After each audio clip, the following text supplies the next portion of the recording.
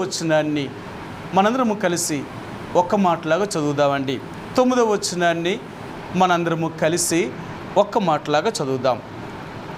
మన ప్రభువైన యేసుక్రీస్తువను తన కుమారుని సహవాసమునకు మిమ్మల్ని పిలిచిన దేవుడు నమ్మదగినవాడు. ఈ ఉదయకాల సమయంలో ఆరాధనకి వెళ్ళే ముందుగా చదువుకున్న లేఖన భాగాన్ని దేవుడు దీవించునుగాక. మరి ఈ ఉదయకాల సమయంలో మనం ప్రభువుని ఆరాధించే ముందుగా ఆయన మనకి ఏం చేశారో దాని విషయంలో ఆయనకి మనం కృతజ్ఞతాస్తుతులు చెల్లింపబద్ధులమై ఉంటున్నాం. అవి ఆత్మ సంబంధమైన మేలులే కానీ భౌతికమైన మేలులే కానీ ఆయన చేసిన ప్రతిదానికి కూడా మనం ఆయనకు కృతజ్ఞతాస్తుతులు చెల్లించబద్ధులమై ఉంటున్నామండి. ఎందుకంటే ఇలాగూ చెల్లించడం అనేది దేవునికి ఎంతో సంతోషకరమైనది, ఆయనకెంతో ఇష్టకరమైనది. సరే, మీకు ఆ మాట చూపిస్తాను. అపోస్తలుడైన పౌలు తెస్సలోనికీయులకు రాసిన మొదటి పత్రిక 5వ అధ్యాయము,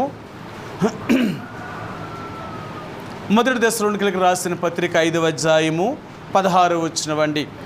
ప్రతి విషయమునందును కృతజ్ఞతాస్తుతులు చెల్లించుడి, ఇలాగు చేయుట యేసుక్రీస్తునందు మీ విషయంలో దేవుని చిత్తం ఏంటి అంటే మనం ప్రతి విషయమునందు దేవునికి మనం కృతజ్ఞతాస్తుతులు చెల్లించాలి. అంటే చాలాసార్లు అంటాం, కృతజ్ఞతాస్తుతులు దేనికి చెల్లించాలి? ఎవరైనా మనకు సహాయం చేస్తే దేవుడికి మనం కృతజ్ఞతాస్తుతులు దేనికి చెల్లిస్తాం? మనకు మేలు జరిగినప్పుడు, లేకపోతే మనకి ఏ బాధ కష్టం లేనప్పుడు, మనకు అన్ని రకాలుగా బాగున్నప్పుడు, అంతేనా? కానీ నిజంగా దేవునికి మనం ప్రతి విషయంలో కూడా కృతజ్ఞతాస్తుతులు చెల్లించాలట. అందుకనే మనం తిన్నప్పుడు కానీ తాగినప్పుడు కానీ దేవుడు కృతజ్ఞతాస్తుతులు చెల్లిస్తాం. అప్పుడు కూడా చెప్తాం, మనం ఒక గ్లాసు మనం నీళ్లు తాగేటప్పుడు కూడా, ప్రభువా ఈ నీళ్ళు ఇచ్చినందుకు నీకు వందనాలు, దీన్ని ఆశీర్వదించు అని మనం దేవునికి కృతజ్ఞతాస్తుతులు చెల్లించి మనం తాగుతాం. సరే, అందుకని అంటాడు, మీరు భోజనము చేసినను పానము చేసినను మరి ఏమి చేసినను సరే ఆ దేవునికి మహిమకరంగా చేయమంటాడు ఆయన కదా. సరే, కొరింథీయులకు రాసిన మొదటి పత్రిక 10వ అధ్యాయము, కొరింథీయులకు రాసిన మొదటి పత్రిక 10వ అధ్యాయము 30వ వచనం అండి, 31వ వచనం. నేను కృతజ్ఞతతో పుచ్చుకుని ఎడల నేను దేని నిమిత్తము కృతజ్ఞతాస్తుతులు చెల్లించుచున్నానో దాని నిమిత్తము నేను దూషింపబడనేలా.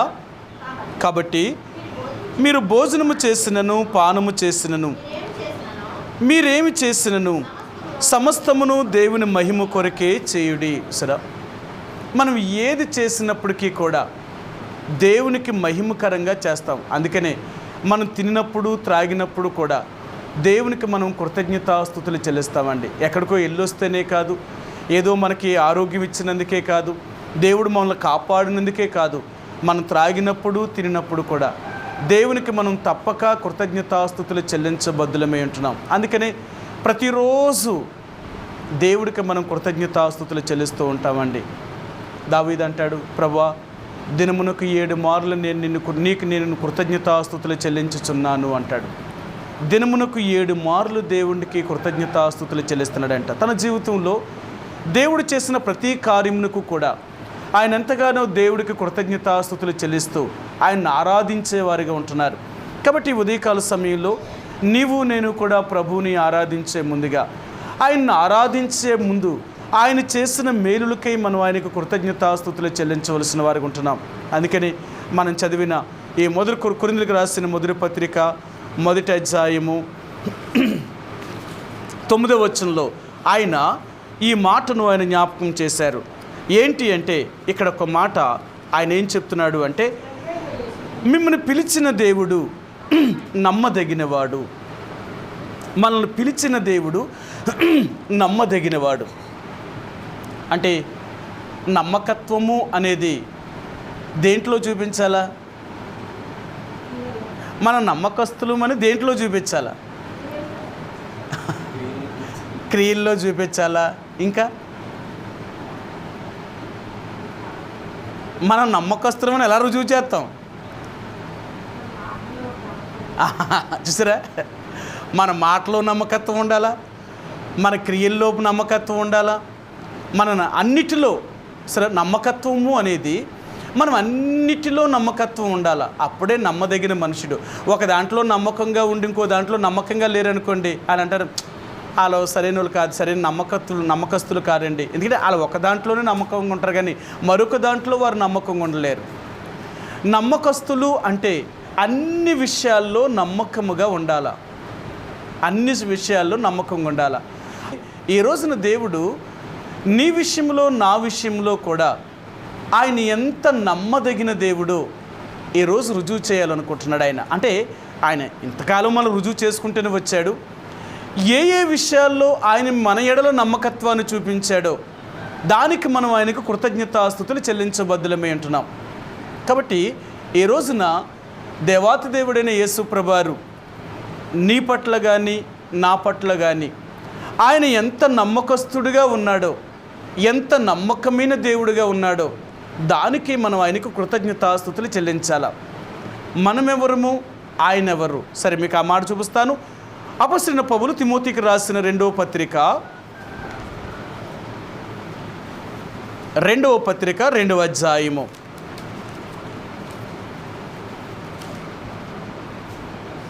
13వ వచనమండి. 2:13 తిమోతికి రాసిన 2వ పత్రిక 2వ అధ్యాయము 13వ వచనమండి. మనము నమ్మదగని వారమైనను ఆయన నమ్మదగిన వాడిగా ఉండును, ఆయన తన స్వభావమునకు విరోధముగా ఏదియూ చేయడు. మనము నమ్మదగిన వారమంట, ఆయన మాత్రము నమ్మదగిన దేవుడు. అందుకనే మనం చాలా విషయాల్లో ఎంత మనం దేవుని నమ్ముకున్నా దేవుడి విషయానికి వచ్చినప్పుడు మాత్రం మనం నమ్మదగిన వారం కాదట. ఆయన అంటున్నాడు, మీరు ఏ విషయంలోనూ మీరు నాకు నమ్మదగిన వారు. ఒకవేళ నేను మిమ్మల్ని చూసినప్పుడు నా విషయంలో అయితే మీరు ఏ విషయంలోనూ కూడా నమ్మదగిన వారు కారు, కానీ నేను మీ విషయంలో మాత్రం అన్నిటిలో నమ్మకంగా నేను ఉంటున్నాను. అన్నిటిలో నమ్మకంగా ఉంటావు. చాలాసార్లు భార్య భర్తలు ఎక్కడే అంటారు, నేను నీ విషయంలో ఎంత నమ్మకంగా ఉంటున్నానో నువ్వు మరి నా విషయంలో ఎంత నమ్మకంగా ఉన్నావు నువ్వు. సరే, కాబట్టి దేవుని యొక్క ప్రజలుగా దేవుడి విషయంలో దేవుడు మన విషయంలో ఎంతో నమ్మదగినవాడు, కానీ మనం దేవుడికి ఎంత నమ్మదగినవారు. అందుకని దేవుడు అంటున్నాడు, మీరు నా విషయంలో అయితే మీరు నమ్మదగిన వారు కారు, అయినప్పటికీ నేను మిమ్మల్ని నమ్మకస్తుడిగా నేను మీ ఎడల ఎన్నో కార్యములు చేస్తూ నేను ఈరోజు వరకు మిమ్మల్ని అన్ని రకాలుగా బలపరుస్తూ స్థిరపరుస్తూ వచ్చాను నేను. అందుకనే నువ్వు నన్ను ఎందుకు స్తుతించాలి, ఎందుకు నన్ను ఆరాధించాలి అంటే నీ విషయంలో నేను నమ్మదగిన వాడును అని నువ్వు నన్ను ఆరాధించాలి. నువ్వు నన్ను ఆరాధించే విషయంలో దేనికి ఆరాధించాలి అంటే నేను నమ్మదగిన దేవుణ్ణి, నేను నమ్మదగిన వాడిని. ఒకవేళ నువ్వు నా విషయంలో నమ్మదగిన వాడు కాకపోయినా నీ విషయంలో నేను ఎంతో నమ్మకముగా ఉండి ఎన్నో కార్యములు చేస్తూ వచ్చాను ఆయన.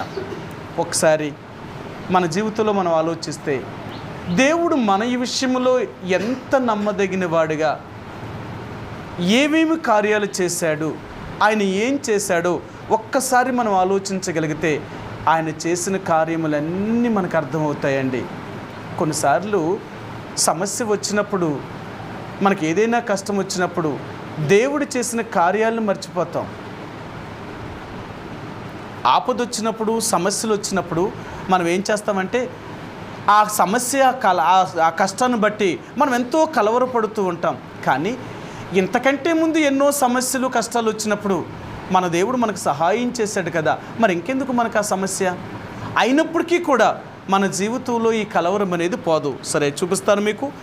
దావీదు యొక్క జీవితంలో ఎన్నో సమస్యలు తన జీవితంలోకి వచ్చినప్పుడు ఈయన కూడా ఇలాగే తొట్టిల్లిన పరిస్థితులు ఆయన కలిగిన వాడిగా ఉంటున్నాడు. అప్పుడు ఆయనే అంటాడు, ప్రభువా నేను ఇలాగనుకున్నాను కానీ తర్వాత నువ్వు చేసిన కార్యముల విషయంలో నేను అన్నిటినీ గమనించాను, అన్నిటినీ పరిశీలన చేశాను. ఎప్పుడైతే నేను పరిశీలన చేశానో అప్పుడే నువ్వు ఎంత గొప్ప దేవుడువో నాకు అర్థమయ్యింది అంటున్నాడు ఆయన. 77వ కీర్తన, కీర్తన గ్రంథము 77వ కీర్తన 9వ వచనము 10వ వచనం అండి. దేవుడు కటాక్షింపక మానెనా, ఆయన కోపించి వాత్సల్యత చూపకుండునా, అందుకు నేను ఇలాగూ అనుకొనుచున్నాను, మహోన్నతుని దక్షిణాస్తము మార్పు నొందుననుకొనుటకు నాకు కలిగిన శ్రమయే కారణము. ఇతని జీవితంలో దేవుడే మార్పు నొందాడు అనుకుంటున్నాడట. ఎందుకు అంటే అలాంటి కష్టాలు వచ్చే తన జీవితంలో కొన్నిసార్లు కొన్ని సమస్యలు మనం తట్టుకోలేనివి సమస్యలు వచ్చినప్పుడు, మనం భరించలేని కష్టాలు వచ్చినప్పుడు అప్పుడు అనుకుంటాం దేవుడు ఉన్నాడంటావా, దేవుడు చూస్తున్నాడంటావా. ఒకవేళ దేవుడే చూస్తే, దేవుడే నాతో ఉంటే నాకెందుకు ఈ సమస్యలు వస్తాయి, నాకెందుకు ఈ కష్టాలు వస్తాయి, ఎందుకు నా బ్రతికి ఇలాగ అయిపోయింది అని చాలాసార్లు మనం కృంగిపోయేవారిగా, ఎంతో నిరుత్సాహపడేవారిగా ఉంటామండి. కానీ దేవుడు అంటున్నాడు, నేను మారేనా, లేకపోతే నీ విషయంలో ఎప్పుడైనా నేను తప్పిపోయానా ఒక్కసారి చూసుకో. నేను నీ విషయంలో ఇంతకుముందు జరిగిన విషయాలన్నిటిలో కూడా ఎప్పుడైనా నీ విషయంలో నేను తప్పిపోయి ఉంటే, నీకు నేను సహాయం చేయకపోయి ఉంటే నేను నీ విషయంలో నమ్మదగిన వాడిని కాను అంటున్నాడు ఆయన. సరే, మీకు ఆ మాట చూపిస్తాను. 11వ వచనమండి, 12వ వచనం. యెహోవా చేసిన కార్యములను, పూర్వము జరిగించిన నీ ఆశ్చర్య కార్యములను నేను మనసునకు తెచ్చుకొందును, నీ కార్యమంతయు నేను ధ్యానించుకొందును, నీ క్రియలను నేను ధ్యానించుకొందును. సరే, ఇప్పుడు ఆయన అంటున్నాడు, ప్రభువా గతకాలంలో నువ్వు నా ఏళ్ళ చేసిన ఆశ్చర్య కార్యములను, అద్భుతమైన కార్యాలని అవి జ్ఞాపకం చేసుకుంటాను నేను. ఎప్పుడైతే గతకాలంలో దేవుడు చేసిన వాటిని జ్ఞాపకం చేసుకోగలుగుతామో, ప్రస్తుతం మన జీవితంలో ఎదురవుతున్న ఈ సమస్యను కూడా మనం గట్టెక్కగలం. మీకు ఎన్నోసార్లు చెప్తూ వచ్చాను, దుష్టుడైన సాతానుడు మన మీద ఉపయోగించే ఆయుధాల్లో ఎన్నో రకాల ఆయుధాలు ఉన్నాయి. బలహీనతలు, నిరుత్సాహము, కృంగుదల, ఇలాంటివన్నీ కూడా వాడు మన మీద ఉపయోగిస్తూ ఉంటాడనమాట. అందుకనే దేవుని ప్రజలు అనేవారు ఎప్పుడూ చేత కాని వారు మాత్రం కారు. లోకం ఏమనుకుంటుందంటే తిట్టినా కొట్టినా ఎన్నన్నా వాళ్ళు పడుతున్నారు అంటే వాళ్ళకి చేతకాని తనము అనుకుంటున్నారు. అదేమీ కాదు. మనం ఎందుకు అలాగుంటున్నాము అంటే దేవుని యొక్క సమయం వచ్చేదాకా మనం మౌనాన్ని వహిస్తామంతే. ఆ సమయం వచ్చింది అంటే దేవుని ప్రజలు ఏదైనా చేయగలిగిన వారు. అందుకనే దేవుని ప్రజలకి చాలా సహనము, ఓర్పు అనేది మనకెంతో అవసరమై ఉందండి. అందుకనే దేవుడు అనేది ఏంటంటే, దేవుని యొక్క ప్రజలుగా గత కాలంలో దేవుడు చేసిన మేలుల్ని మనం జ్ఞాపకం చేసుకోగలిగితే ప్రస్తుతం నువ్వు వెళ్తున్న ఏ సమస్యనైనా సరే నువ్వు అధిగమించగలవు. శత్రువు ఎప్పుడు కూడా మన భవిష్యత్తును చూపించే మనం భయపెడుతూ ఉంటుంది. నేను మరలా మీకు చెప్తున్నాను, జరగబోతున్న విషయాలు చూపిస్తూ ఉంటుంది. గడిచిన విషయాలు ఏయో దైవోదినంగా నీ అదృష్టం బాగుంది, లేకపోతే అలా ఏదో కాల పరిస్థితులు బట్టి నీకు జరిగిపోయే, కానీ అన్ని దేవుడు చేశాడా? అది అబద్ధం. అది సరే, ఇప్పుడు మీ దేవుడు చేస్తుంటే ఇప్పుడు చేయమను, ఇప్పుడు మిమ్మల్ని ఆదుకోమను. సరే, ఈయన్ని ఇదే ప్రశ్న అడుగుతున్నారు. వీళ్ళు ఏమని అడుగుతున్నారో చూపిస్తాను. కీర్తన గ్రంథము 42వ కీర్తన. ఈ కోరహు కుమారులు కీర్తన రచించినప్పుడు ఆయన్ని ఈ మాట అడుగుతున్నారట. 2వ వచనం, క్షమించండి, 3వ వచనం. నీ దేవుడు ఏమాయినని వారి నిత్యము నాతో అనుచుండగా రాత్రింబగళ్ళు నా కన్నీళ్లు నాకు అన్నపానములాయెను. సరే, వాళ్ళు అడుగుతున్నారట, మీ దేవుడు గొప్పోడు అన్నారే, మీ దేవుడు సర్వశక్తిమంతుడు అన్నారే, మీ దేవుడు సహాయము చేయగలిగిన వాడు అన్నారే, ఏరా ఆ దేవుడేడి? మీ నమ్మిన దేవుడు ఎక్కడున్నాడు? ఏది మీకు ఎక్కడ సహాయం చేస్తున్నాడు? ఇప్పుడు చేయమను. ఇలాగంటే వీళ్ళంట రాత్రింబగళ్ళు కన్నీళ్లు కారుస్తూ ఏడుస్తున్నారట. ప్రభువా, నువ్వు మాతో లేవా? మమ్మల్ని కాపాడలేదా? ఈ రోజు వరకు మేము ఇలాగున్నది నీ వలన కాదా? మరి ఈ ప్రజలేంటి ఇలాగ అడుగుతున్నారు? వీళ్ళేంటి ఇలా మాట్లాడుతున్నారు? నువ్వు లేవా మాతో అని వీళ్ళు అడుగుతున్నారట. సరే, చూపిస్తాను మీకు. ఈ 42వ కీర్తనలోనే ఈయన ఏం చెప్తున్నాడో మరలా చూపిస్తాను. 8వ వచనం. ఆయనను పగటి వేళ యెహోవా తన కృప కలుగను ఆజ్ఞాపించును, రాత్రివేళ ఆయనను గూర్చిన కీర్తనయు, నా జీవదాతి అయిన దేవుని గురించిన ప్రార్థనయు నాకు తోడుగా ఉండును.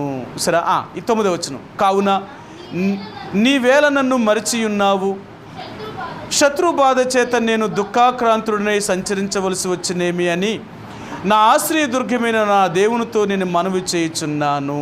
వారు అడుగుతున్నారట, నీ దేవుడు ఏమయ్యాడు? నీ దేవుడు ఉన్నాడా? నీ సాయం చేశాడా? ఏది ఎక్కడున్నాడని అడుగుతుంటే ఆయన చెప్తున్నాడు, నా దేవుడు నన్ను కాపాడకుండా, నా దేవుడు నాకు తోడుగా ఉండకుండా ఇంతవరకు నేను ఉన్నానంటావా? మరి ఇప్పుడు దాకా నేను ఉన్నాను అంటే అది నా దేవుడు తోడుగా ఉన్నదాని కాదా? నాకంటే ఎంతోమంది సమాన వయస్సు కలిగిన వారు, నాకంటే చిన్నవారు, నాకంటే పెద్దవారు ఎంతోమంది ఈ లోకాన్ని విడిచిపెట్టి వెళ్ళిపోయారు. వాళ్ళందరూ వెళ్ళిపోగా నేనెందుకు భూమి మీద ఇంకా మిగిలి ఉన్నాను? నేను అది దేవుడు మనం బ్రతికించింది కదా. ఆయన ఉంటేనే కదా మనం బ్రతుకుతున్నాం. ఆయన వల్లే కదా ఈ రోజు వరకు ఇంకా భూమి మీద మనం సజీవులుగా ఉన్నాం. ఆయన లేకుండా మనం ఉన్నామంటారా? అందుకని అంటున్నాడు, నా జీవదాతి అయిన దేవుని గురించిన ప్రార్థన నాకు ఎల్లప్పుడూ తోడుగా ఉంది. సాతానా, నువ్వెందుకు నన్ను ఇలా భయపెడుతున్నావు? నీకు దేవుడు తోడుగా ఉన్నాడా? నువ్వెలా అడుగుతున్నావు నన్ను? నా దేవుడు తోడు లేకుండా ఇంతవరకు నేను లేను. సరే, చూపిస్తాను. 11వ వచనం. నా ప్రాణమా, నీ వేళ కృంగి ఉన్నావు, నాలో నీ వేళ తొందరపడుచున్నావు.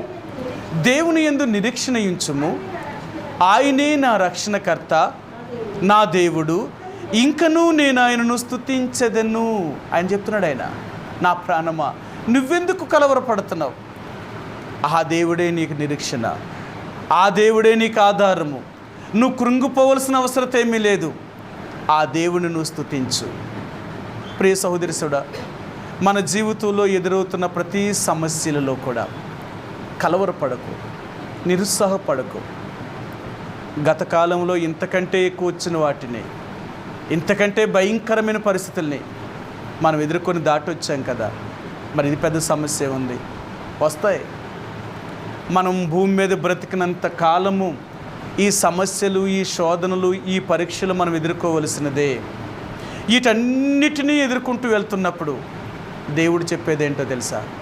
నేను నీకు తోడుగా ఉన్నాను, భయపడకు. కాబట్టి ఈ రోజున దేవుడు నమ్మదగినవాడు.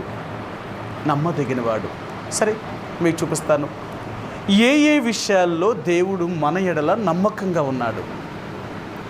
ఎంత నమ్మదగిన దేవుడు ఆయన. కానీ కొన్ని విషయాలు చూపిస్తాను. మనం ఆయన ఆరాధించే ముందుగా దేవుడు మన విషయంలో ఎంత నమ్మకస్తుడిగా ఉన్నాడో ఆ విషయాల్ని మీకు చూపిస్తాను. అందుకనే ఈయన నమ్మదగిన దేవుడు అంటున్నారు. దేని విషయంలో ఈయన నమ్మదగిన వాడో చూపిస్తాను. యోహాను రాసిన మొదటి పత్రిక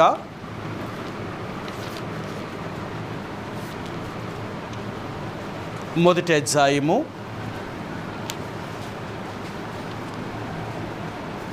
9వ వచనం.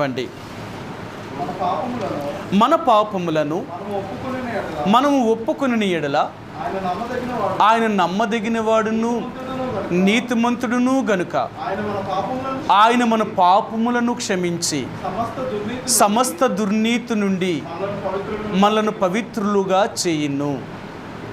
యేసుప్రభువారు మొట్టమొదటి విషయంలో నమ్మదగిన వాడట. అందుకని బైబిల్ గ్రంథంలో అంటాడు, నమ్మకమైన వ్యక్తి అట ఔషధం వంటి వాడట. ఒక రోగానికి జబ్బుకి మందు లాంటి వాడట. ఈ రోజున దేవుడు అంటున్నాడు, నమ్మదగినవాడు అంటే మన దేవుడు దేని విషయంలో నమ్మదగినవాడు అంటే మన పాపములను క్షమించడములో నమ్మదగినవాడు. సరే, క్షమించడములో నమ్మదగినవాడు. ఆయన లాంటి వారు ఇక ఈ భూమి మీద ఎవ్వరూ ఉండరు. కాబట్టి ఈ రోజున దేవుడు అంటున్నాడు, నేను ఎంత నమ్మదగిన దేవుణ్ణి అంటే నీ పాపములన్నిటినీ క్షమించగలిగిన వాడిని. నేను పాపములన్నిటినీ క్షమించిన దేవుణ్ణి. నువ్వు నమ్ముతావా? అందుకని అంటున్నాడు, నువ్వు నమ్మకపోతే అది నీ తప్పేమో, కానీ నువ్వు నమ్మితే మాత్రము నీ పాపములన్నిటినీ క్షమించగలిగిన వాడిని. యేసు ప్రభువారి దగ్గరికి వస్తే ఆయన ఎంత నమ్మదగిన వాడు అంటే వారి పాపములన్నిటినీ క్షమించగలిగిన వాడు. ఇది కాబట్టి ఈరోజు దేవుడు అనేది ఏంటంటే మన పాపముల విషయంలో ఆయన క్షమించడంలో నమ్మదగిన వాడట. కొన్నిసార్లు మనకే అనుమానం వస్తూ ఉంటుంది. నేను 1987 సంవత్సరంలో నేను రక్షణ అనుభవంలోనికి వచ్చాను. వచ్చిన తర్వాత మరలా 1989లోకి వచ్చిన తర్వాత మళ్ళీ ఒక మీటింగ్లో మళ్ళీ వారు చెప్తున్నారు, ఇంకా నువ్వు నీ పాప జీవితం నుంచి విడుదల పొందకపోతే, ఇంకా నీ చెడు జీవితం నుంచి బయటికి రాకపోతే ఈ రోజైనా యేసు ప్రభువారి దగ్గర నువ్వు ఒప్పుకో, నీ పాపాన్ని ఒప్పుకో, యేసు ప్రభువారి దగ్గర నీ చెడు జీవితాన్ని అంతటిని విడిచిపెట్టి ఈరోజే ఆ దేవుని రక్షకుడిగా అంగీకరించు అని వాళ్ళు మరలా చెప్తున్నారు. మరలా నాకే ఒక సమస్య ఎదురయ్యింది. అవును, నేను 2 సంవత్సరాల క్రితమే నేను మారు మనసు పొందాను. కానీ నేను మారు మనసు పొందాను, కానీ ఇంకా నేను తప్పులు చేస్తున్నానే, ఇంకా అనేక రకాలైన బలహీనతల్లో నేను వెళ్తున్నానే. అంటే నేను ఒప్పుకున్న మారు మనసు, అంటే నేను పొందిన మారు మనసు సరైనది కాదు. సరే, ఇప్పుడు నేను మరలా ఒప్పుకుంటాను, ఇప్పటి నుంచి నేను తప్పు చేయకుండా ఉండడానికి ప్రయత్నం చేస్తాను అని మళ్ళీ అక్కడ మరలా ఒప్పుకున్నాను. సరే, వాళ్ళు ఒక కార్డు ఇచ్చారన్నమాట, పశ్చాత్తాప కార్డు, అంటే రక్షణ గురించి తీర్మానం చేసుకోవడానికి ఒక కార్డు ఇచ్చారన్నమాట. ఒకవేళ నీ పాపములుగా నిజంగా ఒప్పుకొని ఉంటే నీ పేరు, మీ అడ్రస్సు పూర్తిగా దాని మీద రాయండి. ఎందుకంటే ఎప్పుడైనా మీకు ఏదైనా అవసరమైతే మేము మిమ్మల్ని అయినా కలవచ్చు, లేకపోతే మీరు మమ్మల్ని అయినా కలవచ్చు. ఎందుకంటే మా అడ్రస్ దాని మీద ఉంటుంది. మీకు ఏదైనా అనుమానం వస్తే దాని గురించి ఇది ఒక పత్రంగా ఉంటుంది కాబట్టి ఆ పత్రం మీద రాయమన్నారు. సరే, నేను తీసుకొని రాస్తున్నప్పుడు మాత్రం నా మనస్సాక్షి మాత్రం ఒప్పుకోవట్లేదు. నువ్వు ఇప్పుడు మారు మనసు పొందడం ఏంటి? నువ్వు ఎప్పుడో మారు మనసు పొందావు. నువ్వు 87లో మారు మనసు పొందితే ఇప్పుడు 89 మరలా నువ్వు కొత్తగా మారు మనసు పొంది నువ్వు ఇప్పుడు రాస్తానంటే ఎలా కుదురుతుంది? లేదు, నువ్వు 87 రాయమంటుంది. లేదు ప్రభువా, నేను అప్పటి నుంచి నిజంగా ఒప్పుకున్నాను, నేను ఒప్పుకున్నది నిజమే, ఆ రోజు నిజంగా నీ దగ్గర నా పాపాలు ఒప్పుకున్నాను, నువ్వు క్షమించేవని కూడా నేను నమ్మాను, కానీ అలా జీవించలేకపోయాను కదా. మరి అలాగ జీవించలేకపోయినప్పుడు నేను ఎలా మారు మనసు పొందానంటావు? అప్పుడు చెప్పాడు, మళ్ళీ ఏమనిపించిందంటే, నీకు ఆ పశ్చాత్తాపం కలుగుతుంది చూసావా, నేను అలాగే జీవించలేదు అని. అదే నువ్వు మారు మనసు పొందిన దానికి ఇదొక నిదర్శనం. సరే, అక్కడ నేను సేవకుడి దగ్గరికి వెళ్ళాను. అన్నా, నాకు ఈ సమస్య నాకు చెప్పండి, అంటే ఈ పరిస్థితులు నాకేమీ అర్థం కావట్లేదు. ఇంతకుముందు నేను దేవుడి దగ్గర ఒప్పుకున్నాను, దేవుడు నా పాపాన్ని క్షమించాడు, ఆ రోజు నేను పూర్తిగా తీర్మానం చేసుకున్నాను, కానీ ఇప్పుడు మరలా నాకు ఎందుకో నేను అలా జీవించకపోవడం వల్ల మరలా నాకు ఇప్పుడు మీరు చెప్తున్న దాన్ని బట్టి నేను నా పాపాన్ని పూర్తిగా, అప్పుడు నేను మారు మనసు పొందలేదు కాబట్టి నేను మారలేదు, ఇప్పటి నుంచి నేను మారాలనుకుంటున్నాను, కాబట్టి ఇదే నిజమైన మారు మనసు పొందిన డేట్ వేయాలనుకుంటున్నాను, కానీ నా అంతరాత్మ మాత్రం ఒప్పుకోవట్లేదు, నన్ను ఏం చేయాలంటే అప్పుడు చెప్పుకొచ్చారు, లేదు నువ్వు 87వ సంవత్సరాన్నే మారు మనసు పొందావు, ఇప్పుడు నువ్వు మారు మనసు పొందడం అనేది రాయొద్దు అన్నారు. అప్పుడు వారు చెప్పారు, ఎందుకు నువ్వు చేయొద్దంటే, నువ్వు అప్పటి నుంచి మారు మనసు పొందావు కరెక్టే, కానీ కొన్ని బలహీనతల గుండా నువ్వు విరినంత మాత్రానికి నీలో ఉన్న రక్షణ పోలేదు. నువ్వు రక్షణ పొందింది మాత్రం కరెక్ట్, అది కొన్ని పరిస్థితుల్లో నువ్వు తప్పు చేసావు. అయితే ప్రభు దగ్గర అడుగు, ప్రభువా ఇదిగో నేను ఫలానా విషయంలో తప్పు చేశాను, నేను ఫలానా విషయంలో ఇంకా నీ జీవితంలో సరిగా లేను, నన్ను క్షమించు, వాటి నుంచి నన్ను విడిపించు అని ప్రభువుని అడుగు. అంతే తప్ప మరలా నేను పాపిని, ప్రభువా నేను రక్షణ పొందలేదు అనేది మాత్రం చెప్పొద్దు. ఏ రోజునైతే నువ్వు ఒప్పుకున్నావో ఆ రోజునే నీ దేవుడు నీ పాపాన్ని క్షమించాడు. ఆయన నమ్మదగినవాడు. నువ్వు నమ్ము. అందుకనే సాతానుడు ఎప్పుడు కూడా మన జీవితంలోనికి అనుమానాన్ని పుట్టిస్తూ ఉంటాడు. వాడు అనుమానాన్ని తీసుకొస్తూ ఉంటాడు. మీకు చాలాసార్లు చెప్పాను. మరి గొప్ప దైవజనుడైన మార్టిన్ లూథర్ గారిని సాతాను ఇలాగే శోధించింది. నిజంగా నీ పాపాలు దేవుడు క్షమించాడంటావా? నీ పాపాలు క్షమించబడ్డాయంటావా? ఒకవేళ నీ పాపాలే క్షమించబడి ఉంటే మరి ఇంకా నువ్వు ఎందుకు ఇలా ఉన్నావు? ఎందుకు నువ్వు ఇలా జీవిస్తున్నావు అని మార్టిన్ లూథర్ గారి మీద సాతానుడు ఎన్నో రకాలుగా అతను నేరారోపణ చేసింది. అప్పుడు మార్టిన్ లూథర్ గారు చెప్పారు, లేదు, నేను మారు మనసు పొందింది నిజం, యేసు ప్రభువారి దగ్గర నా పాపాలు ఒప్పుకున్నది నిజం, ఆయన క్షమించాడు అనడం కూడా నిజమే. ఒకవేళ ఇంకా నేను మారు మనసు పొందిన తర్వాత కూడా ఏదైనా కొన్ని బలహీనతలు నాలో ఉండొచ్చు. నేనేం మనిషినే కదా, నేనేం దేవుడినేమీ కాదు, శరీరముతో ఉన్నవాడిని, ఎన్నో రకాలైన బలహీనతలు నాలో ఉండొచ్చు.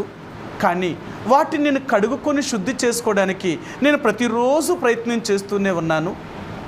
కాబట్టి నేను నమ్ముతున్నాను, దేవుడు నా పాపాలు క్షమించాడు అని నమ్ముతున్నాను అన్నది. లేదు, దేవుడు నీ పాపాలు క్షమించి ఉంటే ఇంకా నువ్వెందుకు పాపంలో జీవిస్తావు? నువ్వు జీవించవు కదా, నువ్వు పాపం నుంచి బయటకు వచ్చేయాలి కదా అని సాతాను ఆయనతో చెప్పినప్పుడు సరే, అప్పుడు ఆయన చెప్పాడట, నేను రక్షణ పొందినని చెప్తున్నాను, నువ్వు కాదు అంటున్నావు. నాలో ఎన్నో బలహీనతలు, నాలో ఎన్నో తప్పులు ఉన్నాయంటున్నావు.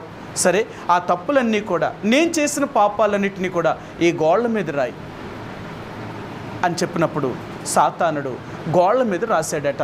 మార్టిన్ లూథరు రక్షించబడకముందు చేసిన పాపాలని, రక్షణ పొందిన తర్వాత చేసిన పాపాలన్నింటినీ గోడ మీద రాశారట. అప్పుడు ఆయన చెప్పాడు, 1 యోహాను రాసిన పత్రిక 1వ అధ్యాయము 7వ వచనంలో ఒక మాట రాశాడట. ఆయన రెఫరెన్స్ రాసి, అప్పుడు ఆయన కుమారుడైన యేసు రక్తము ప్రతి పాపము నుండి కడిగి నన్ను పవిత్రుడిగా చేసెను అనే మాట రాశాడట. నువ్వు నమ్మలేవేమో, కానీ నేను నమ్ముతున్నాను.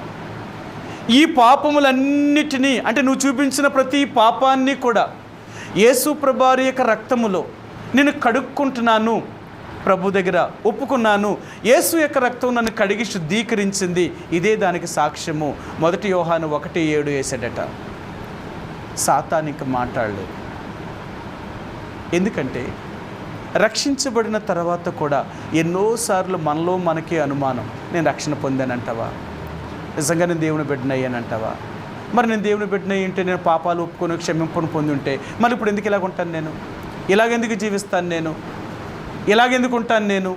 చూసారా, ఇలా అనుమానం సాతానుడు ఎప్పుడూ కూడా మనలో ఇలాగే చూపిస్తూ ఉంటాడు. నువ్వు మారేవా? లేదు, నువ్వు మారలేదు. నువ్వు మారితే ఇలాగెందుకు ఉంటావు? నీ జీవితం మార్పు చెందాలి కదా. ఎన్నోసార్లు మనకు అనుమానాన్ని పుట్టిస్తూ ఉంటాడు. అందుకనే ఈరోజు మరలా దేవుడు అనేది ఏంటంటే, నేను నీ పాపములను క్షమించాను అనడములో నేను నమ్మదగిన వాడను. ఎంత నమ్మకమైన వాడినో తెలుసా? నమ్మకమైన వ్యక్తి అట. తన దగ్గర ఏదైనా ఒక విషయాన్ని చెప్పామనుకో, అందుకని అంటాం కొన్నిసార్లు మన విషయాలు ఎవరికైనా చెప్తాం. ఎవరికి చెప్తాం? బాగా మనకు నమ్మకస్తులు, మన విషయాన్ని ఇంకెవ్వరికీ చెప్పరు. అలాంటి నమ్మకమైన వారికి, మన సొంత వారికి మాత్రమే మన విషయాన్ని చెప్తాం.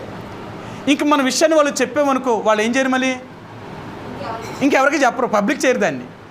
అది అక్కడితో ఆపుతారు. వాళ్ళు పరిష్కారం చూపిస్తారు.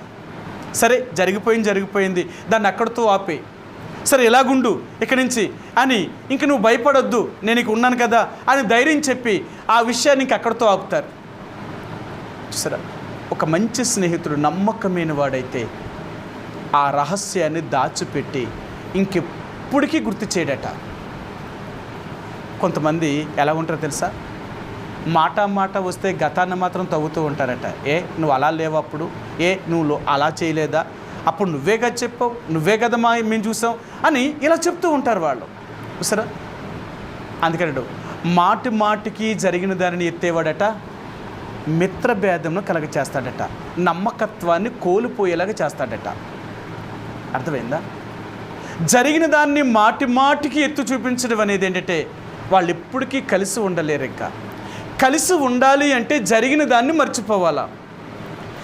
జరిగిన దాన్ని మర్చిపోకుండా అలాగే మన హృదయంలో పెట్టుకున్నాం అనుకోండి, ఎప్పటికీ మనం కలవలేం.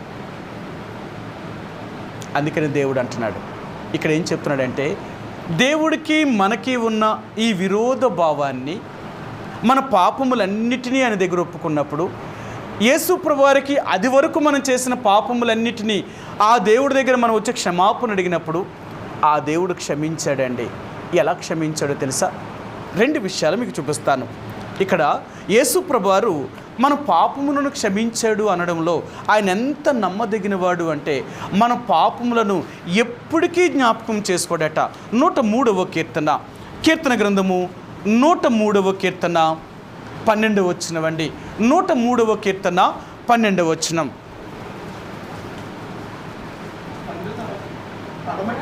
పడమటికి తూర్పు ఎంత దూరమో ఆయన మన అతిక్రమములను మనకంత దూరపరిచి ఉన్నాడు. యేసుప్రభువారు మన పాపములన్నిటినీ ఎంత దూరం చేశాడు అంటే పడమటికి తూర్పు ఎంత దూరం ఉందో ఆయన మన పాపములన్నిటినీ అంత దూరపరిచాడు ఆయన. నువ్వు నమ్ముతావా? దేవుడు అంటున్నాడు. నేను అదే నమ్మదగిన వాడిని ఎందుకు చెప్తున్నానంటే నువ్వు ఏ పాపాలనైతే నా దగ్గర ఒప్పుకున్నావో, నన్ను ఎరగక ముందు అది వరకు నువ్వు చేసిన పాపములన్నిటినీ కూడా నేను క్షమించేశాను. ఎంత క్షమించానంటే పడమటికి తూర్పు ఎంత దూరం ఉందో అంత దూరమున నీ పాపములన్నీ దూరపరిచాను. ఇంకెప్పటికీ నేను జ్ఞాపకం చేసుకోను. రెండవదిగా ఇంకా ఆయన ఏం చెప్తున్నాడో చూపిస్తాను. యెషయా గ్రంథము. మన పాపముల నుండి దేవుడు మనల్ని అంత దూరం చేశాడు. ఆయన ఎంత దూరపరిచాడో చూపిస్తాను. యెషయా గ్రంథము 44వ అధ్యాయము 22వ వచనమండి. 44:22. మంచు విడిపోవునట్లుగా నేను నీ అతిక్రమములను, మబ్బు తొలగినట్లుగా నీ పాపములను తుడిచివేసి ఉన్నాను. నేను నిన్ను విమోచించి ఉన్నాను, నా యొద్దకు మల్లుకొనుము ఆయన అంటున్నాడు. నీ పాపములన్నిటినీ మబ్బు తొలగినట్లుగా, మంచు విడిపోవునట్లుగా నేను విడగొడేశాను. మరి ఇంకెప్పటికీ నీ పాపములు నీ జ్ఞాపకం చేసుకోను. నమ్ముతావా? ఈరోజు దేవుడు అంటున్నాడు. ఇంకా నీకు అనుమానం ఉందంటావా? దేవుడు క్షమించాడో లేదో, ఇంతకీ నిజంగా నేను రక్షణ పొందానో లేదో నువ్వు ఇంకా నమ్మలేకపోతున్నావా? అయితే ఈరోజు దేవుడు అంటున్నాడు, నేను నమ్మదగిన వాడిని. ఏ పాపాన్ని అయితే నువ్వు నా దగ్గర ఒప్పుకుంటున్నావో ఆ పాపములన్నిటినీ క్షమించగలిగిన దేవుణ్ణి నేను క్షమించగలిగిన వాడిని. నన్ను నమ్ము. కాబట్టి ఈరోజు దేవుడు అంటున్నాడు, నేను దేని విషయంలో నమ్మదగిన వాడిని అంటే నీ పాపములను క్షమించే విషయంలో నేను ఎంతో నమ్మదగిన వాడిని. అందుకనే మనం దేవుడి దగ్గరికి వచ్చినప్పుడల్లా, యేసు ప్రభువారి దగ్గర అడిగినప్పుడల్లా యేసు ప్రభువారు మన పాపములను క్షమించి మనల్ని కడిగి మనం పవిత్రపరుస్తూ వస్తున్నాడు ఆయన. అందుకనే ఈరోజు యేసు ప్రభువారు మన విషయంలో ఎంత నమ్మదగినవాడు అంటే మన పాపములను క్షమించగలిగిన వాడు ఇంకీయన లాంటి వారు ఇంకెక్కడా లేరు. ఈయన మాత్రమే పాపములను క్షమించగలిగిన దేవుడు. ఆయన పాపములను క్షమించగలిగిన వాడు. ఇట్టి ప్రధాన యాజకుడు చాలా నమ్మకమైన వాడు. ఇక ఈ భూమి మీద అలాంటి వారు ఎవరు లేరండి. మీరు చూడండి, మీరు ఎక్కడికైనా అంటే ఇంతకుముందు మనం యేసు ప్రభువారిని ఎరగకముందు మనం ఈ లోక సంబంధమైన వ్యక్తులుగా మనం జీవించినప్పుడు కానీ, ఈ లోకంలో దేవుళ్ళుగా దేవతలుగా పిలువబడుతున్న వారు ఎవరైనా సరే కానీ నీ పాపములను క్షమించారు అని చెప్పడానికి వాళ్ళకి ఆధారం లేదు. మీరు ఎవరినైనా అడగండి.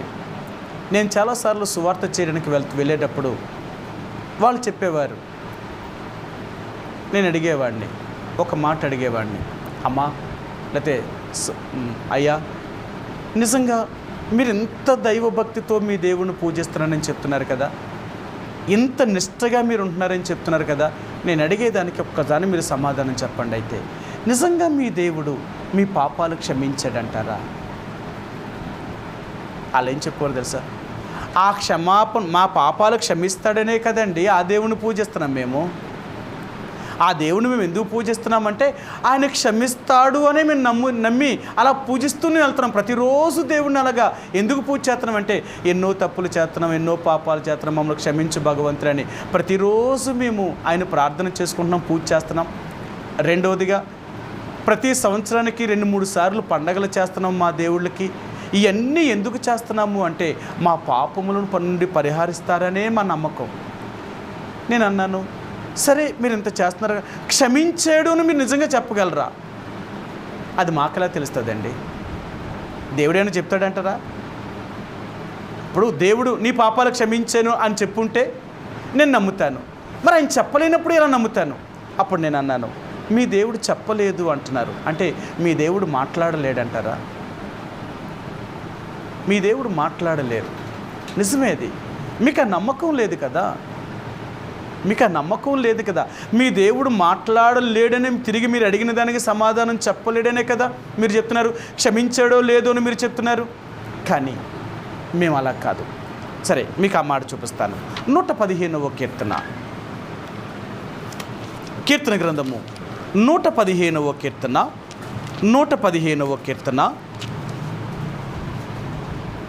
6-7 వచనాలు, 5-6 వచనాలండి.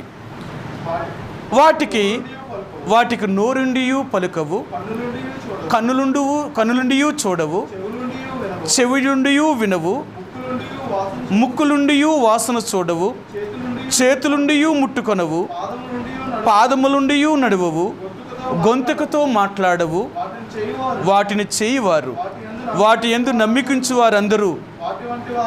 చూసారా? వాటి యందు నమ్మకం ఉంచే వాళ్ళందరూ కూడా వాటి వంటి వారు. మీ నమ్మకం అంతా ఏంటో తెలుసా?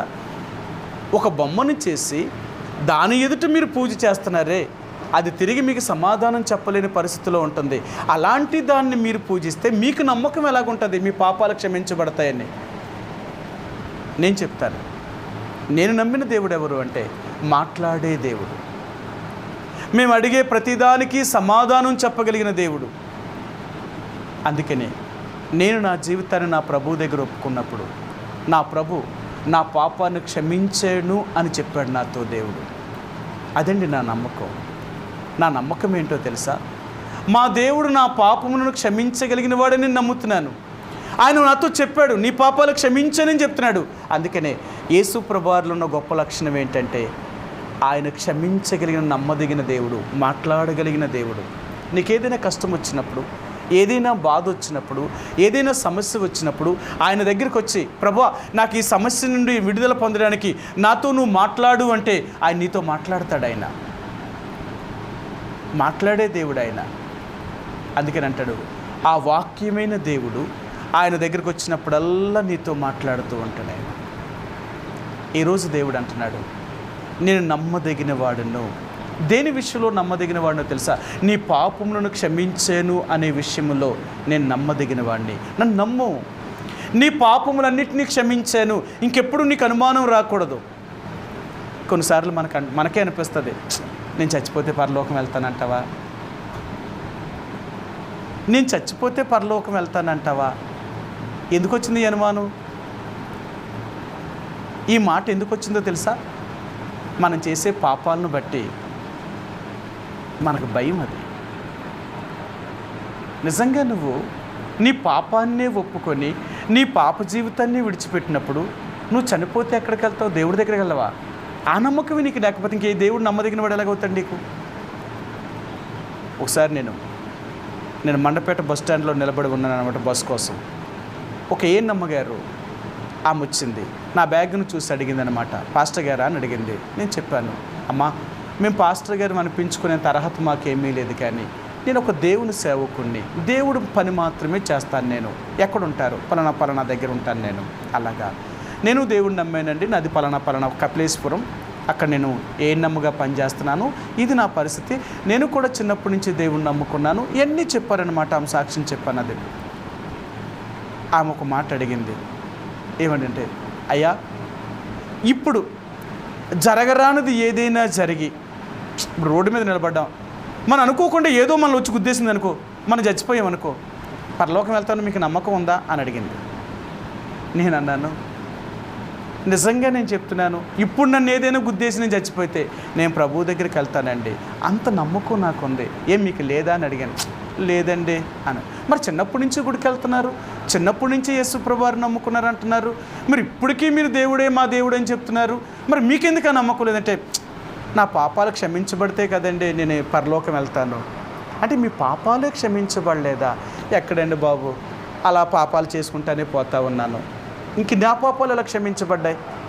నేను పాపినండి, అదేనండి బాబు నా భయం అంతా, నేను ఎప్పుడు చచ్చిపోతే నరకాన పోతానేమో అని ఈ భయం నన్ను వెంటాడుతుంది. అర్థమైందా?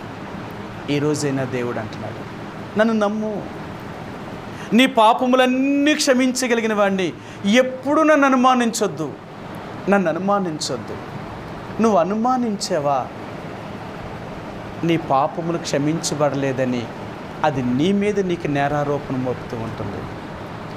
అందుకనే దేవుని యొక్క బిడ్డగా ఈరోజు మరలా దేవుడు మనకు మరి పాపములు క్షమించాను అని చెప్పడం కొరకే ఆయన అంటున్నాడు, నేను నమ్మదగిన దేవుణ్ణి, నన్ను నమ్ము, నన్ను నమ్ము, ఇప్పటికైనా నమ్ము.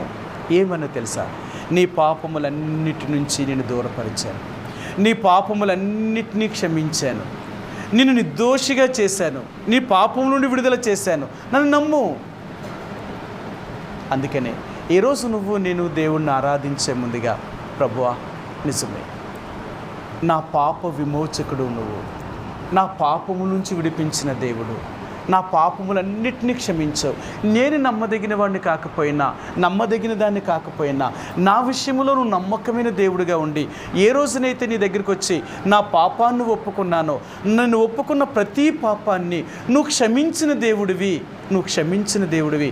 అందుకే నీకు హృదయమారా నేను కృతజ్ఞతాస్తుతులు చెల్లిస్తున్నాను. ఈ నమ్మకము మనకు తప్ప ఇంకెవ్వరికీ లేదండి. మీరు లోకంలో ఎవరినైనా అడగండి, మీ పాపములను దేవుడు క్షమించాడా అని మీరు అడిగితే వాళ్ళు చెప్పలేరు. ఎందుకు చెప్పలేరు అంటే, వాళ్ళ దేవుడు పాపములను క్షమించగలిగిన అధికారం వారికి లేదు.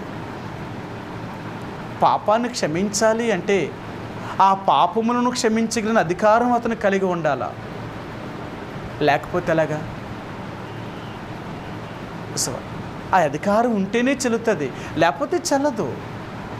ఈ రోజున దేవుడు అంటున్నాడు, నీ పాపములను క్షమించగలిగిన అధికారము కలిగిన దేవుణ్ణి నేను. ఎందుకో తెలుసా? మీ పాపముల కొరకు నేను మరణించాను, మీ పాపముల కొరకు నా ప్రాణాన్నే బలియాగము చేశాను. అందుకనే మీ పాపములను క్షమించగలిగిన అధికారం కలిగిన దేవుణ్ణి నేను.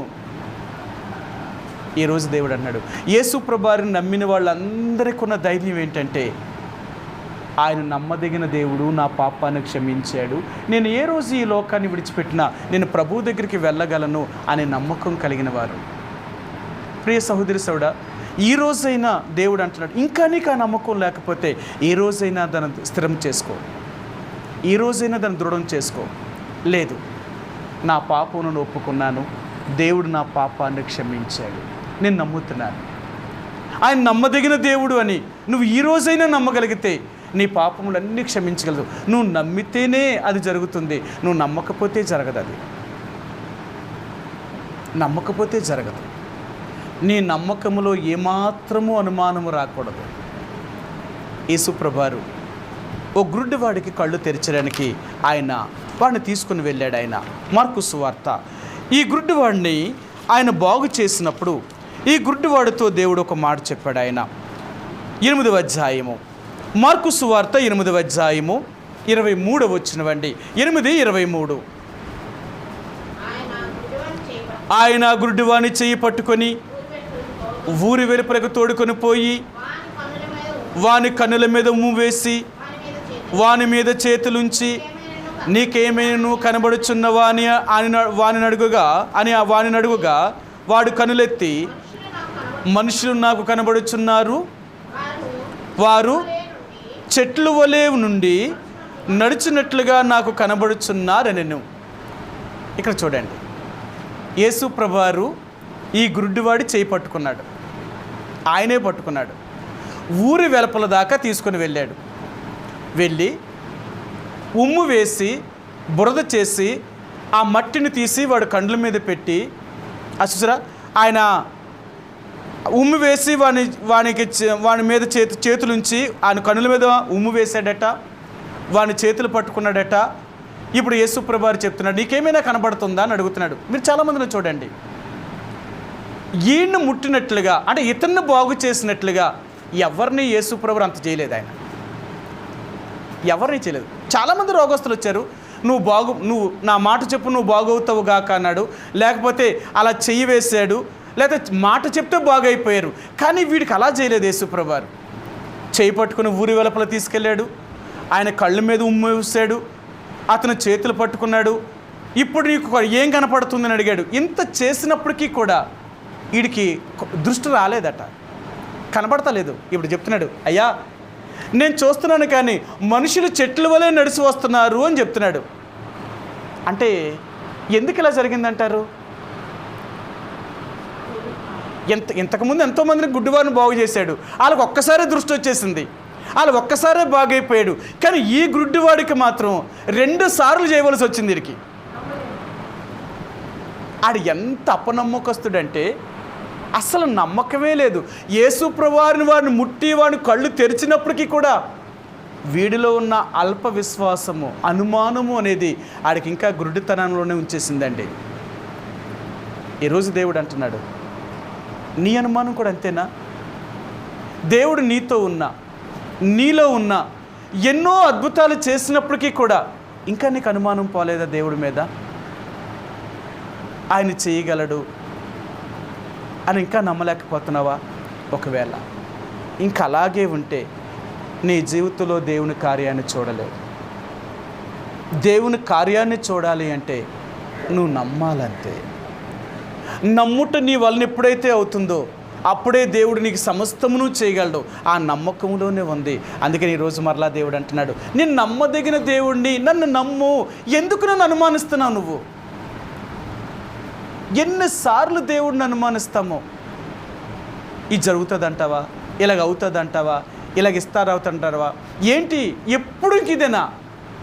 ఈరోజు దేవుడు అంటున్నాడు, ఇది నా మీద నీకు ఎంత నమ్మకం ఉంది అంటే ఇది నీ నమ్మకం. మరి ఇలాంటి నమ్మకంతో నాతో నువ్వు ఎలా కొనసాగుతావు? ఇది సాధ్యమా? అర్థమైందా? సాధ్యమా? అందుకంటాడు భార్యాభర్తల మధ్య మొట్టమొదట ఉండవలసిన లక్షణం ఏంటంటే ఒకరి మీద ఒకరికి నమ్మకం ఉండాలట. ఈ భార్యాభర్తలనే సంబంధంలో వీళ్ళ ఇద్దరికీ నమ్మకము అనేది లేకపోతే వీళ్ళ సంసార జీవితం సాగదండి. నమ్మకం అనేది ఉండాలా. భార్య భర్తను నమ్మాలా, భర్త భార్యను నమ్మాలా. వీళ్ళ ఇద్దరూ అలాంటి నమ్మకం లేకపోతే వీళ్ళ సంసార జీవితంలో ఎప్పుడూ కలవరమే, ఎప్పుడూ సమస్యే. కారణం ఏంటో తెలుసా? నమ్మకము లేకపోవడం వల్ల. ఈరోజు దేవుడు అంటున్నాడు, నువ్వు నాతో నమ్మకస్తురాలుగా నువ్వు లేకపోతే జీవితాంతము నువ్వు ఈ సమస్యలు అనుభవించవలసిందే. ఈరోజైనా చెప్తున్నాను, నన్ను నమ్ము. దేనికి నమ్మాలో తెలుసా?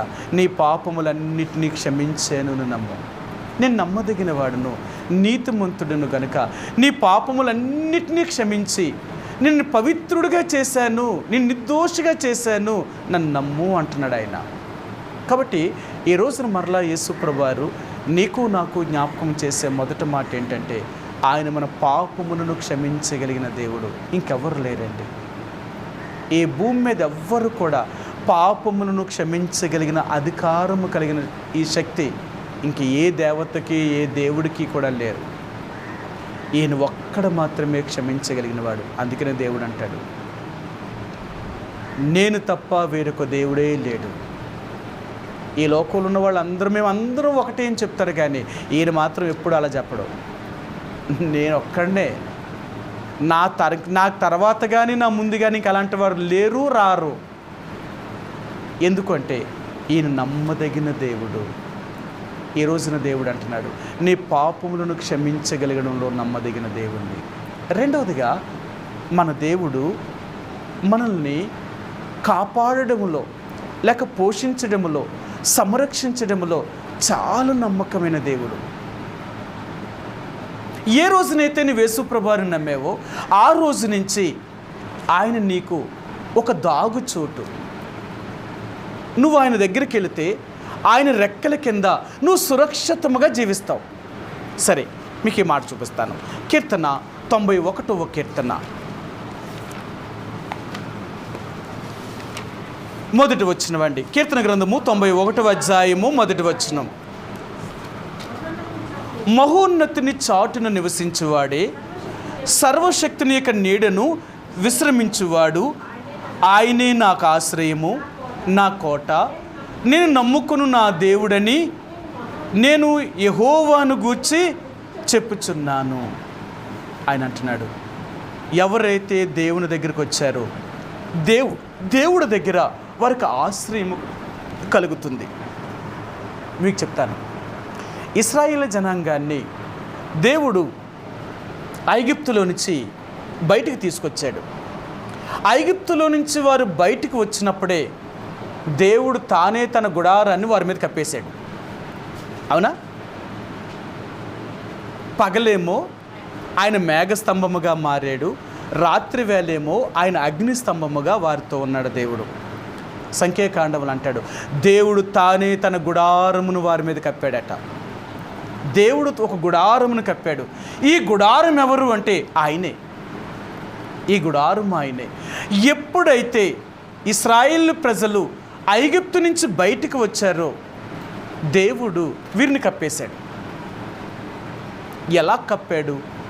ఎన్ని సంవత్సరాలు కప్పాడు అంటే 40 సంవత్సరాలు వీరిని పగల మేఘస్తంభములోను రాత్రి అగ్నిస్తంభములోను ఉండి వారిని నడిపించుకుంటూ తీసుకెళ్ళాడు. మీరు సంఖ్యాకాండం 19వ అధ్యాయంలో చూస్తే ఆ మేఘము కదిలినప్పుడు వీరు కదిలారు, మేఘం ఆగినప్పుడు వీరు ఆగిపోయారు. మేఘమును అనుసరిస్తూనే వీరి ప్రయాణం అంతా సాగింది. అక్కడ ఖచ్చితంగా చెప్తాడు ఆయన. సరే, ఇప్పుడు ఈ మేఘము కింద వీరు వెళ్తున్నారు కాబట్టి మరి మేఘం ఉంటేనే సరిపోయిందా? మరి వీళ్ళు తినడం తాగడం ఇవి కావాలి కదా. ఇప్పుడు మనం ఏదో ఉండడానికి ఒక ఇల్లు ఉంటే సరిపోలేదు, మనకి ఆ ఇంట్లో కావలసిన ఆహారం కూడా కావాలి కదా. అందుకనే మన అందరం కూడా ఇల్లు కట్టుకున్న తర్వాత మనకు కావలసిన ఆహార ధాన్యాలు అన్నీ మన అందులో సమకూర్చుకుంటాం. ఎందుకంటే మనం తినడానికి, అది మనం తినడానికి లేకుండా మనకెందుకు? ఈ రోజున ఇశ్రాయేలు ప్రజలను దేవుడు ఆ రోజున వారిని కప్పడమే కాదు, వారి సమస్త బాధ్యతను తీసుకున్నాడు ఆయన. వాళ్ళకి ఆహార విషయంలో కానీ, నీరు విషయంలో కానీ, ఆరోగ్య విషయంలో కానీ ఏ రోగము వారికి రాలేదు. ఇశ్రాయేలు ప్రజల్ని 40 సంవత్సరములు నడిపించినప్పుడు వీళ్ళకి ఏ సమస్యలు రాలేదు. సమస్య ఎప్పుడు వచ్చిందో తెలుసా? వీళ్ళ దేవుడు మాట వినలేనప్పుడే సమస్య వచ్చింది. అవునా? కొన్ని తెగులు పంపించాడు, కొన్ని సమస్యలు పంపించాడు, కొన్ని మరణాలు పంపించాడు. ఎందుకు ఇలా పంపించాడు అంటే వాళ్ళు సరిలేకపోవడం వల్ల. కానీ ఆయన మాట ఇచ్చి మాటను ఏనాడూ తప్పలేదు ఆయన. అందుకని బైబిల్ గ్రంథంలో మలాకీ గ్రంథంలో అంటాడు, యెహోవానైన నేను మార్పు లేనివాడను, నేను మారను. నువ్వు మారాలేమో కానీ పరిస్థితులు బట్టి, సమయాన్ని బట్టి, ఆయా కాలాలను బట్టి నేను మారను. ఆనాడు ఎలాగున్నానో ఇప్పుడు అలాగే ఉంటాను, ఇప్పుడు ఎలాగున్నానో రేపు అలాగే ఉంటాను. నేను మనిషి అలాంటి వాడు కాదు. నిన్న ఒకలాగా ఉంటాడు, ఈరోజు ఒకలాగా ఉన్నాడు, రేపు ఒకలాగా ఉంటాడు. మనిషిగా నువ్వు మారొచ్చేమో కానీ దేవుడుగా ఆయన ఎప్పుడూ మారడు ఆయన. అందుకనే ఈరోజు మరలా దేవుడు రెండవదిగా నేను చెప్తున్నాడంటే, నా రెక్కల కిందకి ఏ రోజునైతే వచ్చావో నేను నీ సంరక్షకుడిని, నేను నిన్ను పోషిస్తాను, భయపడకు. అందుకనే యేసుప్రభువారు యోహాను సువార్త 10వ అధ్యాయంలో ఎన్నో మాటలు చెప్పాడు. ఆయన ఏం చెప్తాడంటే, నేను గొర్రెలకు మంచి కాపరిని, నేను మంచి కాపరిని. ఈ మంచి కాపరి ఏం చేస్తాడో తెలుసా? గొర్రెలకు మేత కలిగిన స్థలాలన్నిటిలోనికి తీసుకుని పోయి వాళ్ళకి సమృద్ధి అయిన ఆహారాన్ని పెడుతూ ఉంటాడట. వాళ్ళని ఎప్పుడూ ఆ గొర్రెలను పోషిస్తూనే ఉంటాడట ఆయన. ఆలోచించండి, మన దేవుడు ఎవరో తెలుసా? మనల్ని సంరక్షించగలిగిన వాడు, మనల్ని పోషించగలిగిన వాడు. నువ్వు నమ్ముతావా? చాలాసార్లు అంటావు, ఎంత దేవుడిని నమ్ముకుంటే మాత్రం అమ్మ దేవుడైనా మనం పోషిస్తాడా, మన అవసరాలు తీరుస్తాడా, మన కష్టాలు తీరుస్తాడా, ఇవన్నీ మన బాధలు మనం పడవలసిందే. నువ్వు ఎప్పుడైతే అలాగనుకున్నావో ఆ రోజు నుంచి నీ బాధలు నువ్వే పడాలా. ఖచ్చితంగా నేను ఒకటే నేర్చుకున్నాను, ఏదైనా సరే నా దేవుడు చేయగలడు, ఏదైనా చేయగలడు. ఎంత పెద్ద సమస్యనైనా నా దేవుడు చేయగలడు. అందుకనే బైబిల్లో ఒక మాట అంటాడు, నువ్వు ఆవగింజంత విశ్వాసము కలిగి ఉంటే ఆ కొండను చూసి నువ్వు సముద్రంలో పడిపోమంటే ఆ కొండలు సముద్రంలో పడిపోద్దట. అంటే అంత పెద్ద సమస్య అయినా సరే నీ జీవితంలో తొలగిపోద్ది. అర్థమైందా? నువ్వు నిజంగా దేవుడి మీద విశ్వాసంతో నమ్మగలిగితే నీ జీవితంలో ఎంత పెద్ద సమస్యలైనా సరే ఆ దేవుడు పరిష్కరించగలిగిన వాడు. నువ్వు నమ్ముతావా మాట? ఈరోజు దేవుడు అంటున్నాడు, నేను ఎవరిని అనుకుంటున్నాను, నేను నీ సంరక్షకుడును, నేను నిన్ను పోషిస్తాను, నేను నిన్ను కాపాడుతాను, నీకు ఆరోగ్యాన్ని దయచేసగలిగిన దేవుణ్ణి, నీకు అన్ని రకాలుగా నేను సంరక్షించగలిగిన దేవుణ్ణి. అందుకనే మన దేవుడు ఎవరు అంటే నా సంరక్షకుడు. నువ్వు నమ్ము. అర్థమైందా? దేవుడు పోషించగలడు.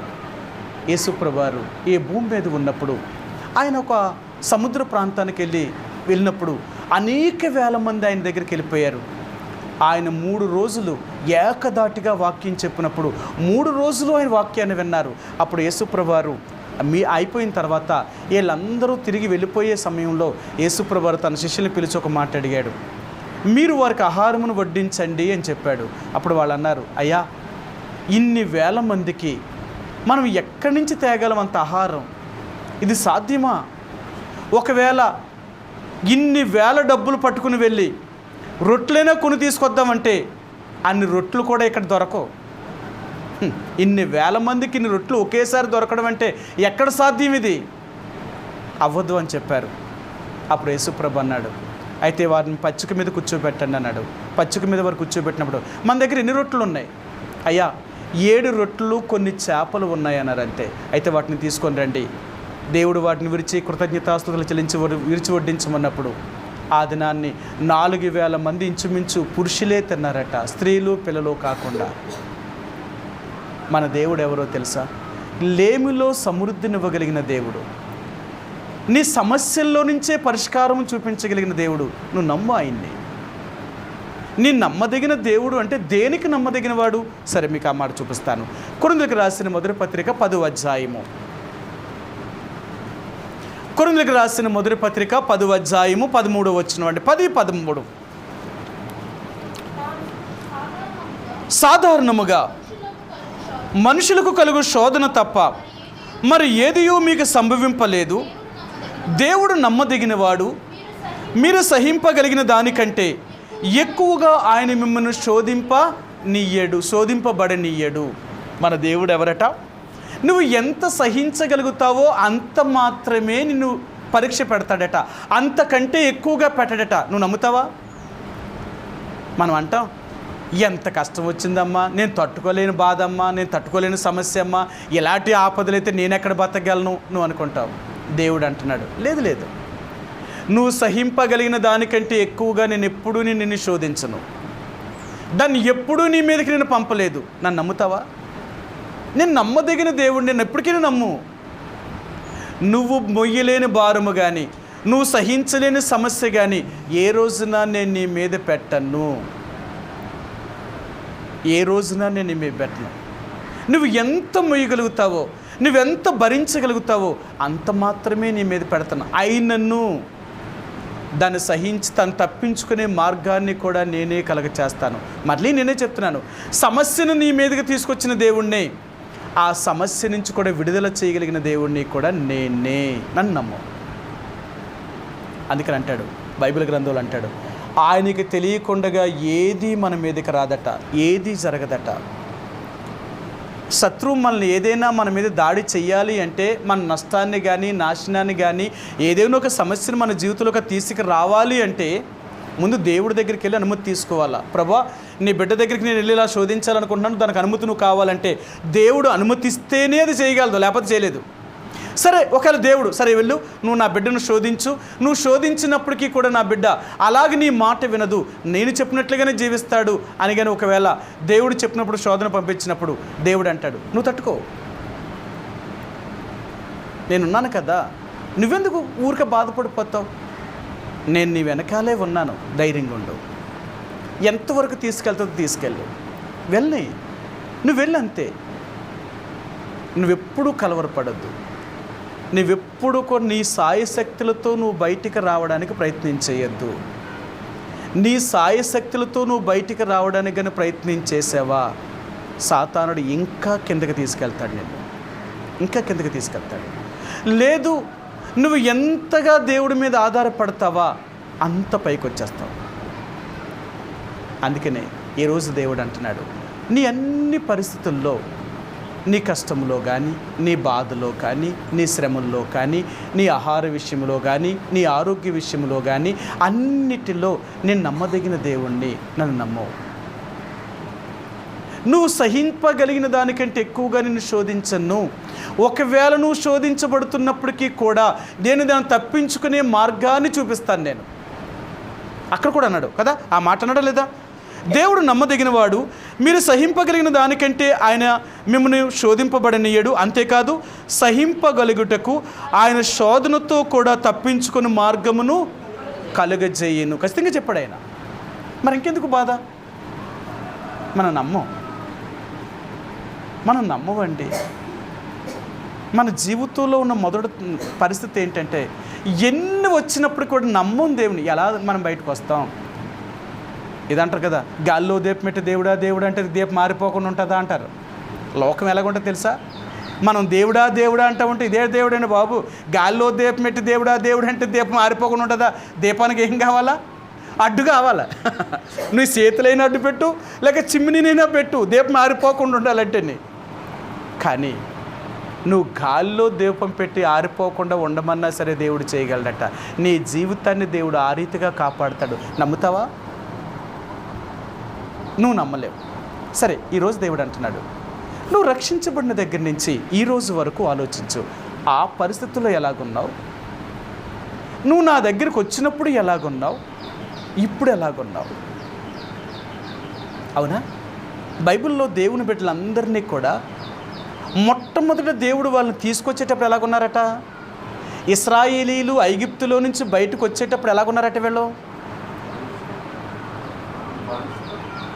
బానిసలు, ఇనుప కొలుములో ఉన్నారట కదా. మీరు ఎన్నోసార్లు చదివారు ఆ మాటను. సరే, చూపిస్తాను. ద్వితీయోపదేశకాండము. ఇశ్రాయేలీలు ఎంత భయంకరమైన పరిస్థితుల్లో ఉన్నారు అంటే వారి గురించి ఆయన అంటాడు, ఐగుప్తు దేశంలో అనగా ఆ ఇనుప కొలుములో నుండి దేవుడు మిమ్మల్ని విలుపలకు తీసుకొచ్చాడు అంటున్నాడు ఆయన. 4వ అధ్యాయము ద్వితీయోపదేశకాండము 4వ అధ్యాయము 20వ వచనమండి. 20వ వచనం, యెహోవా మిమ్మును చేపట్టి నేడున్నట్లు మీరు తనకు స్వకీయ జనముగా ఉండుటకై ఐగుప్తు దేశములో నుండి ఆ ఇనుప కొలుములో నుండి మిమ్మును రప్పించెను. ఇశ్రాయేలు ప్రజలను దేవుడు దర్శించినప్పుడు వారు ఎప్పుడూ దుఃఖములోను, బాధలోను, కష్టములోను ఏడుస్తూనే ఉన్నారు. వారు ఇనుప కొలుములో ఉన్నారు. అలాంటి వారిని దేవుడు దర్శించి ఐగుప్తు దేశం నుంచి విడుదల చేసి బయటికి తీసుకొచ్చి వారిని నడిపించి కనాను దేశంలోనికి దేవుడు తీసుకెళ్ళాడు.